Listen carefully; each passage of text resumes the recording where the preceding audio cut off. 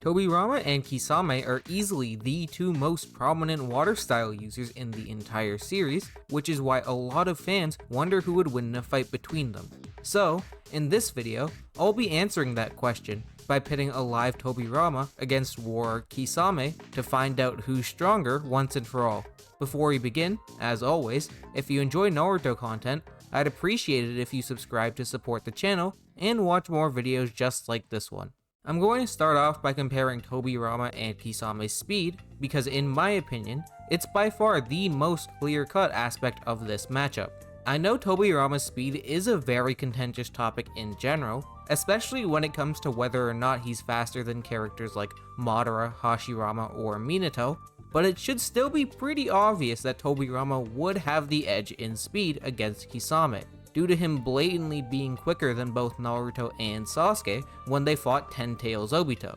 Tobirama's feats in this fight are hotly debated, but no matter what, it's an objective fact that he placed a flying Raijin seal on Obito when he got ran through, meaning Tobirama had to have somewhat reacted to his attack. And we see right after this scene, Obito proceeds to lose even more control over the Ten Tails, causing his body to balloon up due to how much chakra it has. Yet, this weaker Obito is still able to horrifically blitz KCM Naruto and EMS Sasuke. This proves that Tobirama is relative to Naruto and Sasuke in speed at the very least, which is relevant in this fight, because when Kisame encountered a weaker KCM Naruto, he considered him to be unbelievably fast. So, no matter which way you slice it, Tobirama should definitely be faster than Kisame, but speed isn't the only thing that determines a fight, and Tobirama may still have his hands full here, because you can definitely make an argument that Kisame trumps him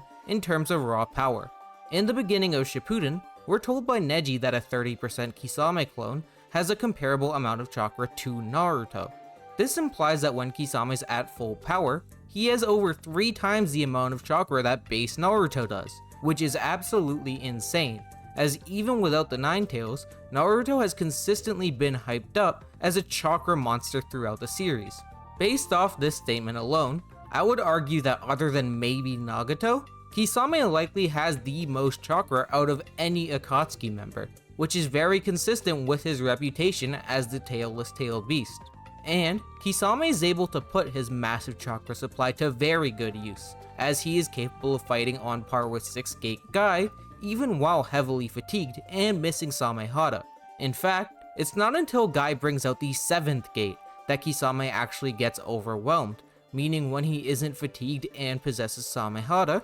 Kisame would likely scale in between 6th and 7th Gate Guy. To be honest, at first glance, Tobirama doesn't have anything this powerful in his arsenal except for the tandem paper bombs that blew up one of Hashirama's deity gates, but he can't use those without prep time while he's alive, since they can only be created using the Edo Tensei, which requires a living sacrifice. That being said, I do think you can make a very compelling argument for Tobirama being this strong, even without the greatest feats on paper, because of the statements and general narrative surrounding him. Of course, everyone knows the infamous scene of Tobirama shaking Sasuke up by chakra flexing with a single finger, which could actually have pretty good implications for his power, as chakra is what shinobi use to fuel their ninjutsu and physical attacks. So Tobirama's chakra scaring Sasuke could imply that his jutsu would be a threat to EMS Sasuke as well. This is supported by Tobirama being very confident that he could take on Sasuke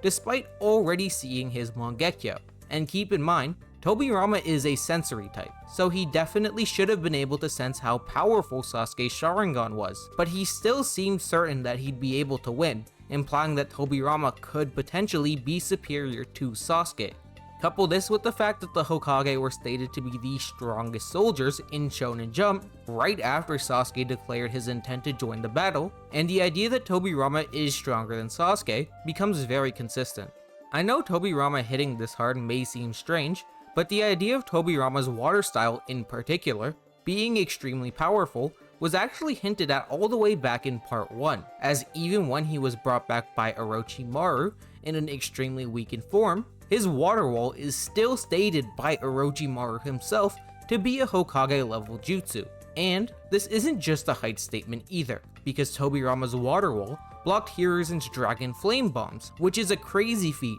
even considering the elemental advantage, as the Dragon Flame Bombs are stated to be the strongest of all fire style jutsu in the anime profiles. Of course, this wouldn't include Amaterasu, as Itachi didn't use it until after the statement was made, but other than that, Hiruzen's fire style should be the most powerful in the world, meaning Tobirama would have to be an absolute monster to cancel it out. This is further supported by the fact that this weekend Tobirama was able to fight on even terms with Hiruzen in general, which is very impressive as Hiruzen is reputed as being the strongest of the 5 Kage. I've seen arguments that this is only in reference to the Hiruzen from 12 years ago, who fought during the Nine Tails attack, but I heavily disagree with this interpretation, because the first fan book explicitly states that Old Man Hiruzen is at the pinnacle of the shinobi world, meaning he would be above the 5 Kage even in his old age. This clearly establishes Orochimaru fight Tobirama as a high Kage level shinobi,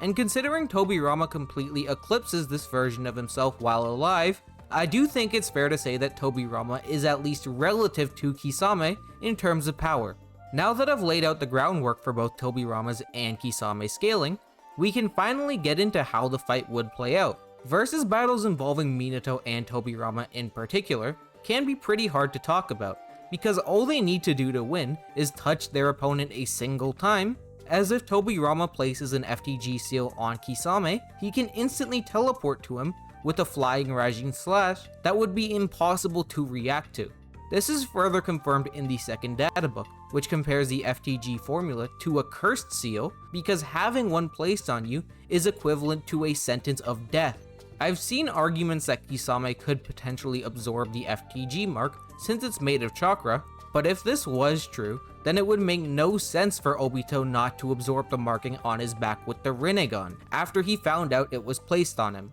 Keep in mind, Obito had used the Rinnegan to absorb Kakashi's Kyuubi cloak, so he definitely knows how to do it, meaning the only possible explanation is that the marking just couldn't be absorbed, which is also consistent with Minato's explanation that a flying Raijin marker never fades. That is never contradicted throughout the series, except for when Obito literally has an entire Ten-Tail shoved into his body. Because of this, Kisame likely won't be able to absorb Tobirama's FTG markings, meaning it will be in his interest to stay a good distance away from Tobirama to prevent being tagged. But it's a little hard to say whether or not Kisame knows of Tobirama's flying Raijin in the first place. Of course, Kisame would know of Minato's use of FTG because he was alive during the Third Great Ninja War, where the flying Raijin was literally famous as Minato's signature jutsu, but he may not have knowledge of Tobirama inventing it, considering he had died decades before Kisame was born,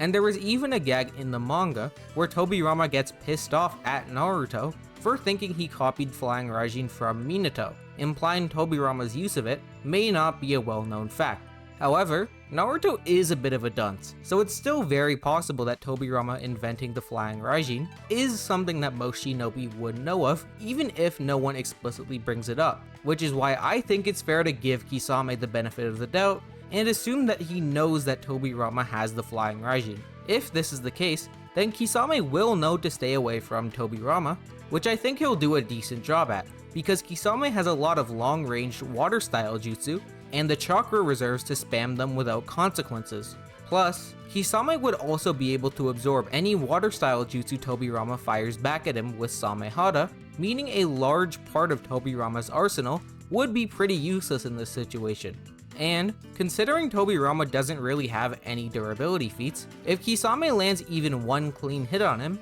it's pretty much game over. However, landing a direct hit on Tobirama is easier said than done, and I actually think the tides would turn in Tobirama's favor when he starts to make shadow clones to help him. After all, defending against Tobirama by himself is already going to be a handful for Kisame because of how much faster he is. So, if Tobirama creates a bunch of clones to rush him from all angles as well, Kisame is gonna start to get overwhelmed. But, when Kisame starts to lose the battle, he's inevitably going to fuse with Samehada and summon the Water Shark Dome, which makes things a lot more complicated. First off, I think it's important to point out that we don't know if the dome could expand fast enough to ensnare Tobirama and catch him off guard. Don't get me wrong, The expansion of Kisame's water dome has to be quick since it did catch B, but Tobirama is definitely faster than B at this point in the series, and he would have an easier time escaping the dome, because instead of outrunning it, all Tobirama has to do is mark a kunai with FTG, throw it beyond the water, and then teleport to it before the dome forms.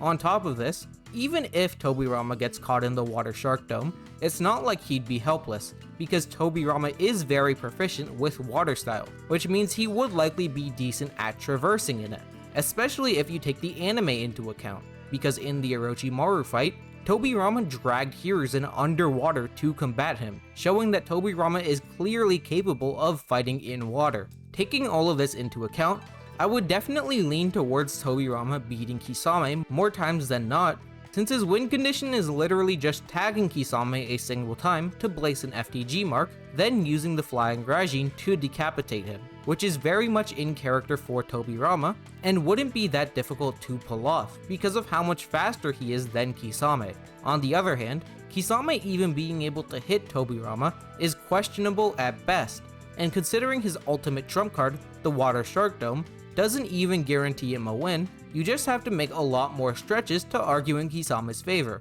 Thanks for watching. If you liked the video, make sure to subscribe and click the video on the end screen. Later!